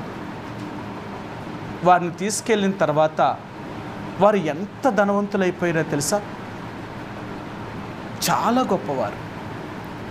మీరు ఎజ్రా గ్రంథము కానీ, నెహెమ్యా గ్రంథం కానీ చదివితే, ఆ రోజు దేవుని యొక్క మందిరంను కట్టడానికి వీళ్ళు ప్రారంభించినప్పుడు నెహెమ్యా గ్రంథములో సన్నబులటు టోబియా వీళ్ళిద్దరూ కూడా ఆ రాజుకు ఉత్తరం రాశారు. అయ్యా, యెరూషలేములో ఉన్న ప్రజలు సామాన్యులు కారు, నువ్వు చాలా తక్కువ అంచనా వేస్తున్నావు. కారణం ఏంటో తెలుసా? వీళ్ళ పితరులు ఎన్నో దేశాలను జయించారు, వీళ్ళు ఎన్నో దేశాలు జయించారు. అంతేకాదు, ఈ మందిరమే కానీ కట్టబడింది అంటే వారు మీ మాట వినరు, మీకు లోబడరు. మీ మీదే తిరుగుబాటు చేస్తారు. దయచేసి ఈ మందిరము కట్టకుండా ఆపేయండి అని ఆ రాజుకి ఉత్తరం రాశారు. అస్తశస్త రాజుకి. రాజు అప్పుడు తన దగ్గర ఉన్న మంత్రులందరినీ పిలిచాడు. యెరూషలేముకి హిస్టరీ తీయించాడు. అవునా, యెరూషలేము అంత గొప్పదా?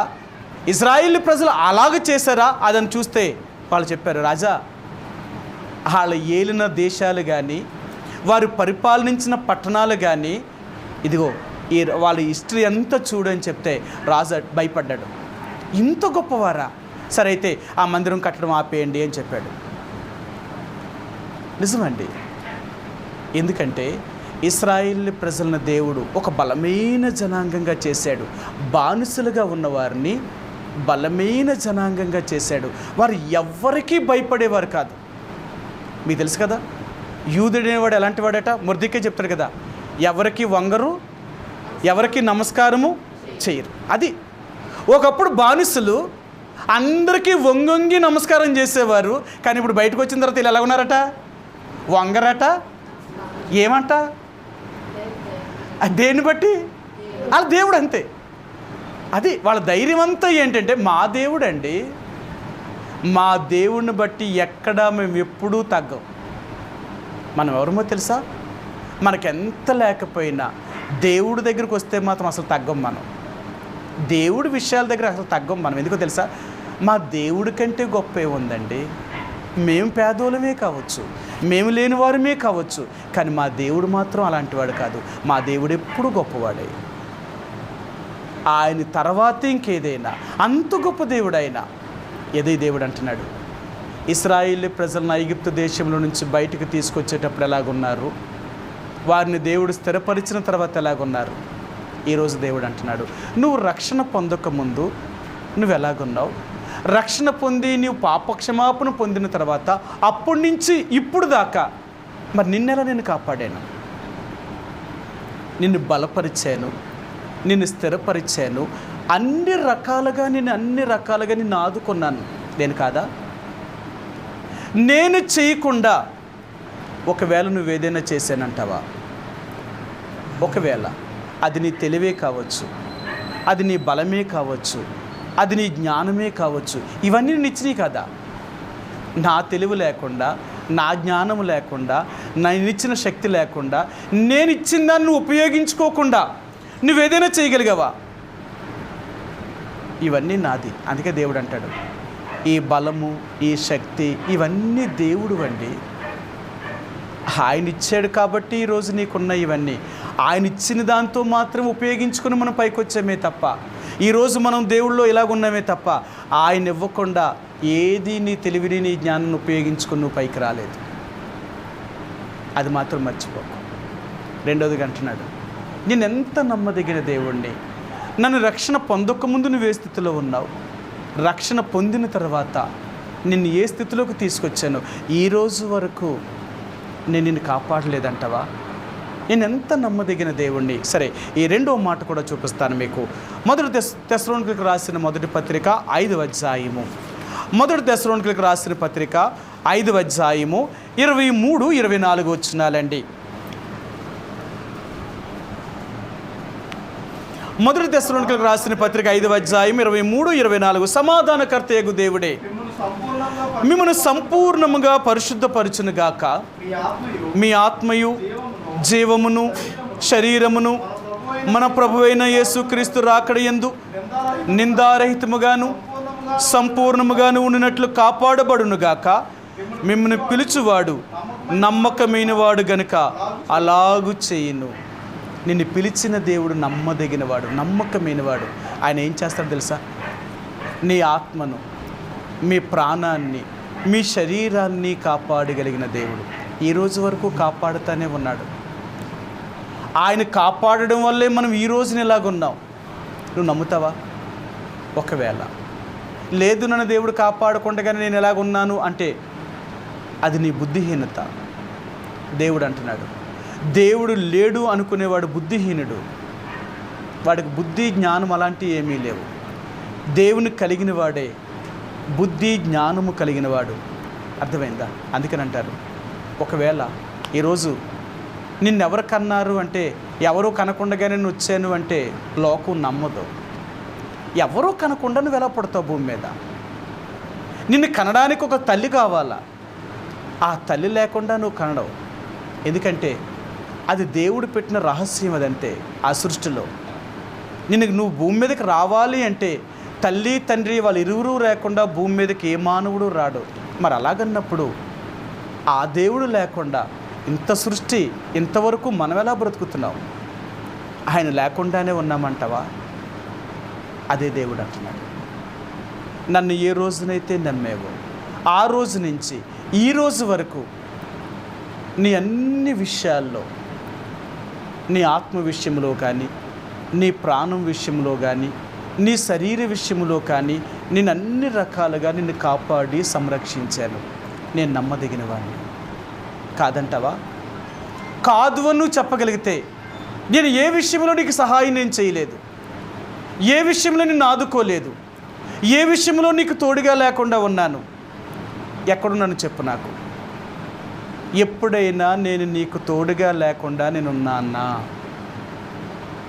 అందుకని అంటాడు, మనలో ఎవరికి ఆ దేవుడు దూరంగా ఉండే దేవుడు కాదు, మనకు సమీపముగానే ఉంటాడు ఆయన ఎప్పుడు కూడా. అపోస్తలుల కార్యములు 17వ అధ్యాయము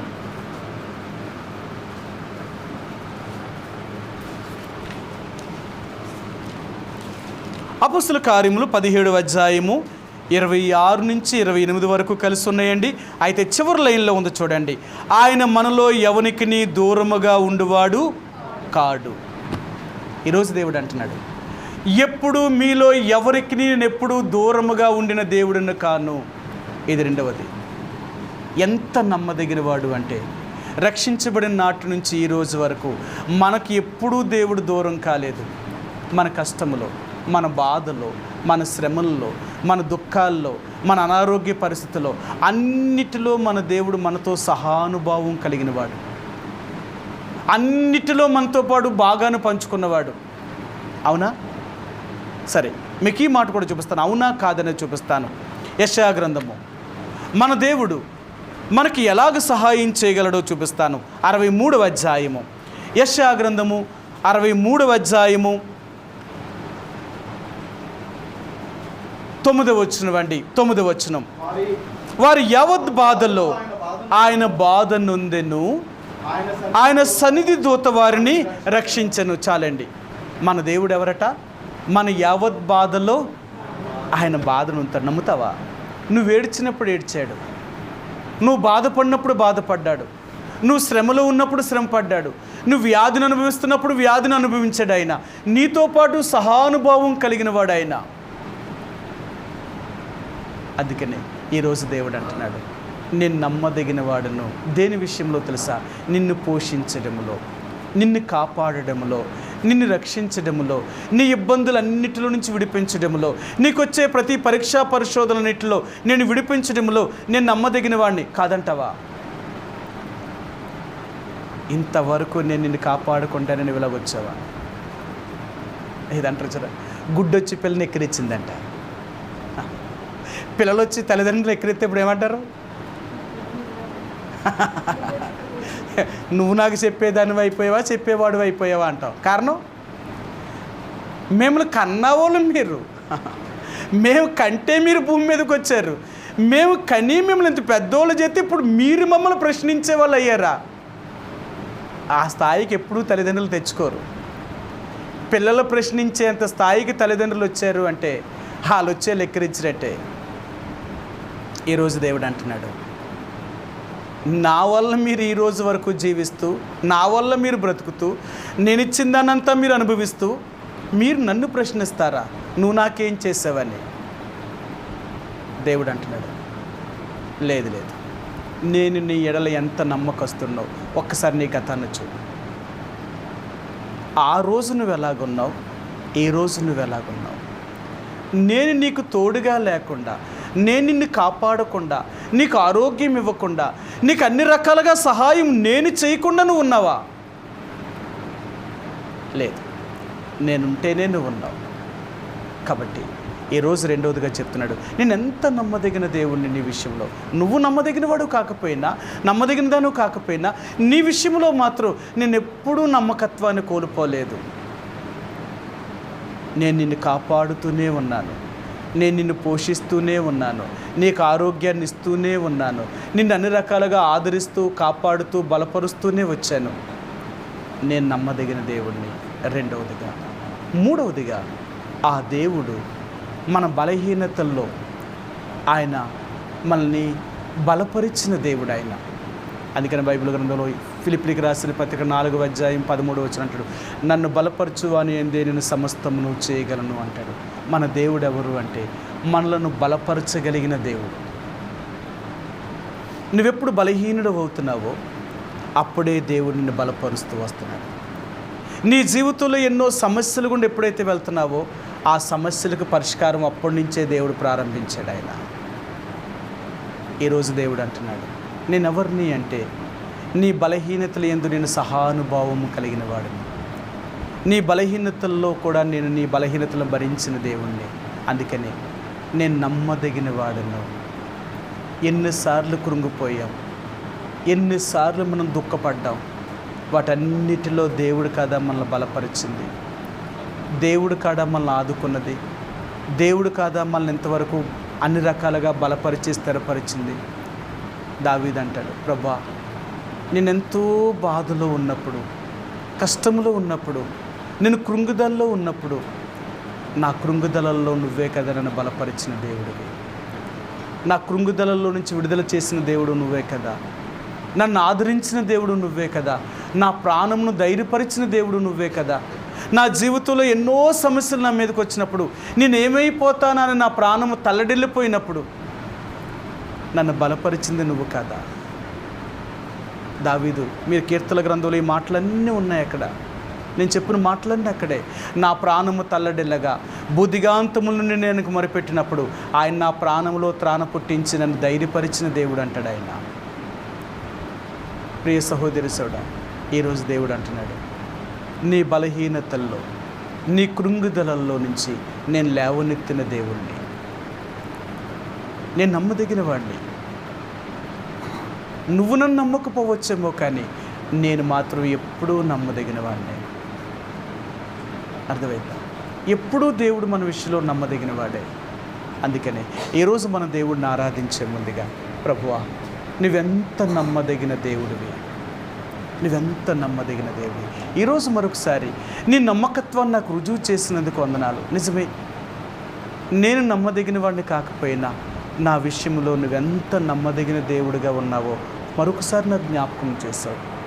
నా పాపమును క్షమించే విషయంలో కానీ, రెండవదిగా నా సంరక్షకుడిగా నన్ను పోషించే విషయంలో కానీ, నన్ను కాపాడే విషయంలో కానీ, నన్ను బలపరిచే విషయంలో కానీ, నన్ను ఆదరించే విషయంలో కానీ నువ్వెంతగా నాకు నమ్మదగిన దేవుడుగా ఉన్నావు. ఎప్పుడూ నా ప్రక్కనే నిలబడ్డా నువ్వు. దేవుడు అంటున్నాడు, నీ ప్రక్క నేను ఎప్పుడు నిలబడ్డా, నీకు సమస్య వచ్చినప్పుడల్లా నేను నిలబడ్డాను నీ పక్కన అంటున్నాడు. సరే, ఈ మాట కూడా మీకు చూపిస్తాను. 118వ కీర్తన గ్రంథము 118వ కీర్తన. దావీదు ఆయన ఏమన్నాడో మీకు చూపిస్తాను. 5-6 వచనాలండి. ఇరుకునందుండి నేను యెహోవాకు మొరపెట్టి తిని, విశాల స్థలమందు యెహోవా నాకు ఉత్తరమిచ్చెను. యెహోవా నా పక్షముననున్నాడు, నేను భయపడను. నరులు నాకేమి చేయగలరు? యెహోవా నా పక్షమును వహించి నా సహకారి అయి ఉన్నాడు. యెహోవా నా పక్షమును వహించి నాకు సహకారి, ఎప్పుడూ నా ప్రక్కన నిలబడుతున్నాడు ఆయన, నాతో ఉంటున్నాడు ఆయన. ఎన్ని పరిస్థితులు నా జీవితంలోకి వచ్చినా ఆయన ఎప్పుడూ నన్ను వదిలిపెట్టలేదు. అందుకనే ప్రభువా నువ్వు ఎంత నమ్మదగిన దేవుడివి. నా శరీర విషయంలో కానీ, నా ప్రాణం విషయంలో కానీ, నా ఆత్మ విషయంలో కానీ ఎలాంటి సమస్యలు వచ్చినా అన్నిటిలో నాతో కూడా సహానుభావం కలిగిన వాడిగా ఉండి నన్ను కాపాడావు, పోషించావు, భద్రపరిచావు, సంరక్షించావు. అన్ని రకాలుగా నువ్వు నన్ను ఆదుకొని ఈరోజు వరకు భూమి మీద నన్ను సజీవుడిగా నువ్వు ఉంచావు. నీకు వందనాలు. మూడవదిగా ప్రభా, అనేక సార్లు నేను కృంగిపోయిన పరిస్థితుల్లో, అనేక సార్లు నేను బలహీనమైపోయిన పరిస్థితుల్లో, నాకు సహాయం చేసేవారు లేని పరిస్థితుల్లో నా దేవుడుగా నా ప్రక్కన నిలిచి నాకు సహకారుడిగా ఉండి నన్ను బలపరిచావు, నన్ను లేవనెత్తావు, నన్ను ధైర్యపరిచావు, నన్ను ఆదరించావు తండ్రి. అందుకే నీకు నేను కృతజ్ఞతాస్తుతులు చెల్లిస్తున్నాను. నువ్వు ఎంత నమ్మదగిన దేవుడువో మరొకసారి నాకు జ్ఞాపకం చేసినందుకు నీకు హృదయమారా కృతజ్ఞతాస్తుతులు చెల్లిస్తున్నాను అని ఆ ప్రభువుని మనం ఆరాధిస్తామండి. కాబట్టి దేవుడు మన జీవితంలో ఎంత నమ్మదగిన వాడిగా ఉన్నాడో, ఆయన చేసిన మేలులకి ఉపకారములకి ఆయనకి మనం కృతజ్ఞతాస్తుతులు చెల్లిస్తామండి. ఆ రీతిగా దేవుని యొక్క సన్నిధిలో కొద్ది సమయం ఒకరి తర్వాత ఒకరు మనం ప్రభు యొక్క సన్నిధిలో ఆరాధనలోనికి వెళదామండి. ఆరాధన చేసేవారు అందరికీ వినిపించేలాగా దగ్గరగా ఆరాధన చేయడానికి ప్రయత్నించేయండి. ఆ రీతిగా కొద్ది సమయం మనందరము ఆరాధనలో